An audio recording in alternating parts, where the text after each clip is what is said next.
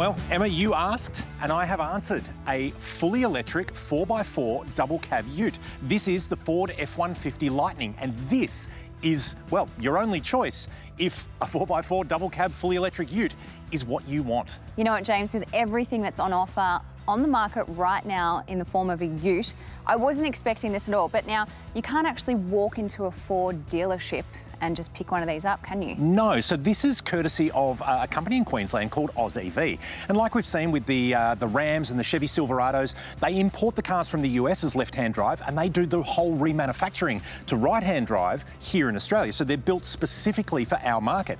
And they're not just moving the steering wheel either, they're changing the power system, because obviously we have the CCS2 for DC fast charging out in the public arena, which is different to what you get in the US, and we've got different plugs with our 240-volt system here, so they're doing all of that work, plus moving the steering wheel. Comes with a 5-year warranty, 5 years free servicing, but it's a Ford, and this is the thing. You're getting a comfortable, spacious, very practical vehicle with some pretty cool features, and if you step back... Oh. You'll see that the Lightning's got some pretty clever tech on hand as well. It can do vehicle to load, it can do vehicle to grid, it can do vehicle to vehicle. So if you need to recharge another electric car while you're out in the field, this thing can handle it for you. And as you can see, in the front boot there, you've got a heap of space where the engine used to be. So it is a pretty cool thing, but it is currently your only choice.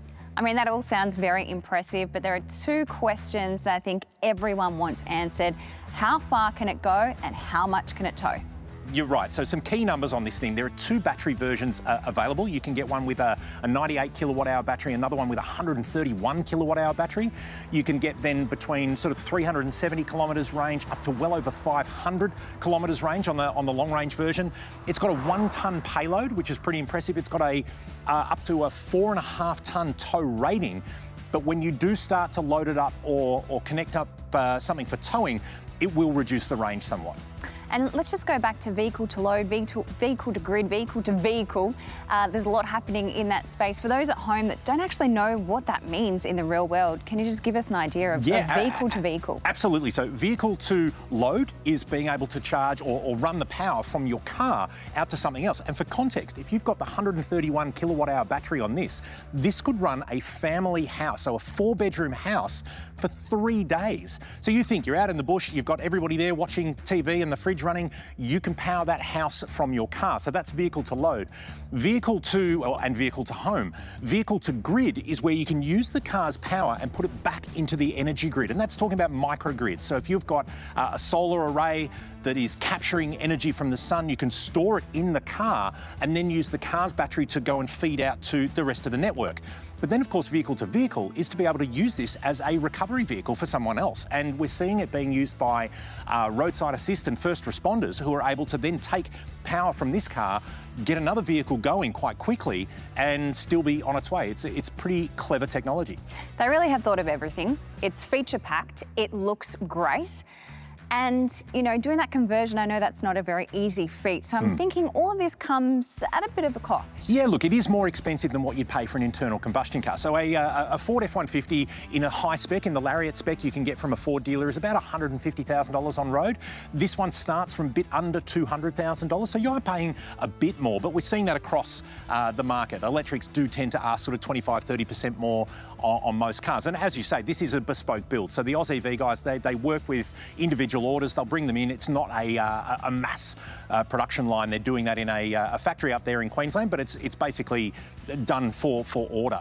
But when you look at what that market is, to have all of this from under $200,000, okay, it's not super affordable, but it's not super expensive either when you consider the size and flexibility of this car. Okay, so I want a ute, but I can't afford that, or I'm not really there yet, but I want some efficiency.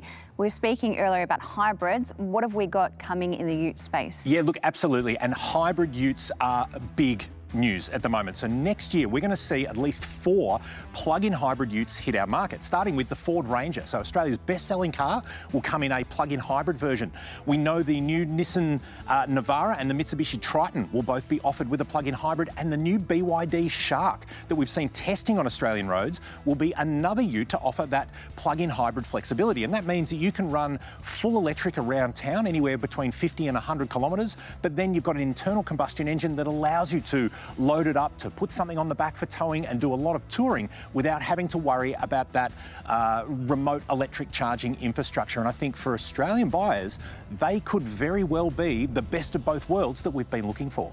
Well, it is very impressive. And of course, if you want to know anything more about this F-150 Lightning, the conversion, of course, for all the hybrid utes coming to Australia, head on over to drive.com.au.